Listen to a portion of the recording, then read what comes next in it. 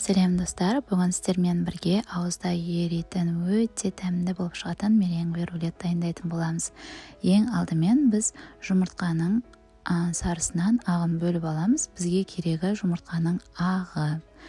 Осылай 5 жұмыртқаны бөліп алып, одан кейін барып, осылай миксерлейміз. 200 грамм қантты екіге бөлеміз. Бірінші 100 грамм салып араластырамыз. Одан кейін барып, қалған тағы 100 грамм салып араластырамыз. Өте ұзақ араласқаннан кейін біздің осы белогымыз, жұмыртқаның ағы қатая түседі. Қазір мен сіздерге видеода қатқан кезде, дайын болған кезде түрі қандай болатынын көрсетемін.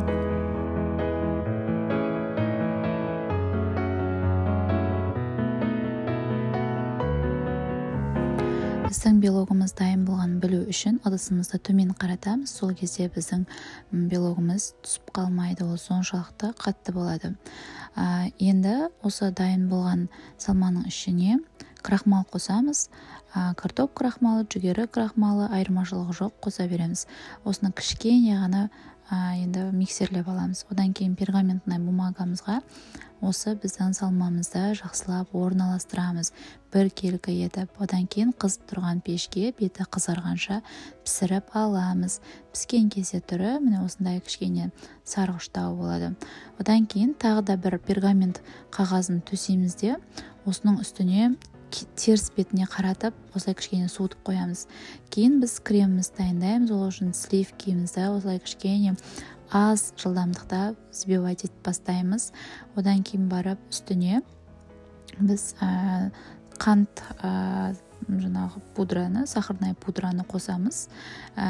Ол жаңағыдай бірінші үлкен қасықпен, яғни аз қасықпен толтырып қосамыз.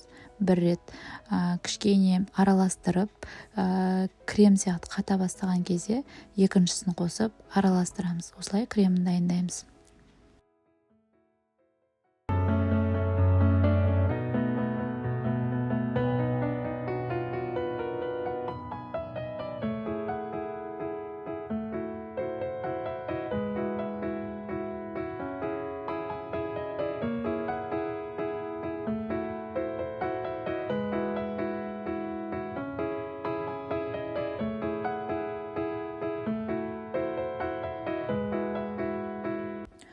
Одан кейін біздің белогымыздың үстіне осылай кремді жақсылап жағып шығамыз.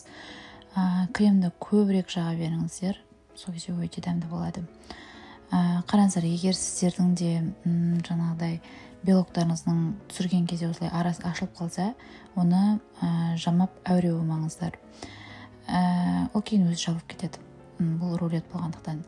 Одан кейін мен арасына осылай малина салып шықтым, және дәл мен істегендей осы видеодағыдай пергамент қағазды осылай айналдырып істейміз.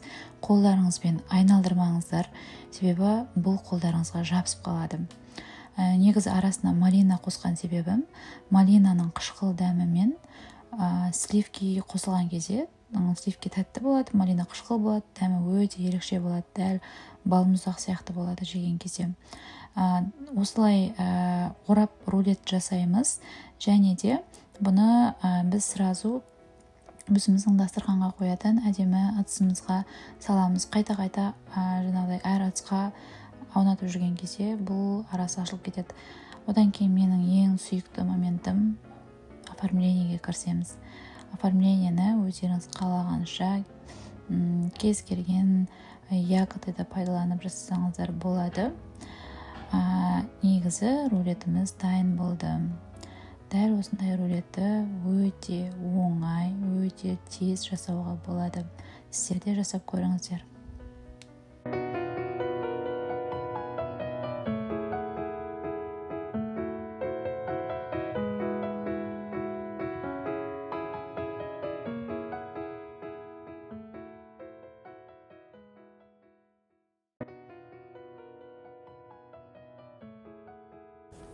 Достар, егер сіздерге менің видеом ұнаса, маған лайк басып, комментарий қалдырып, тіркеліп кетіңіз.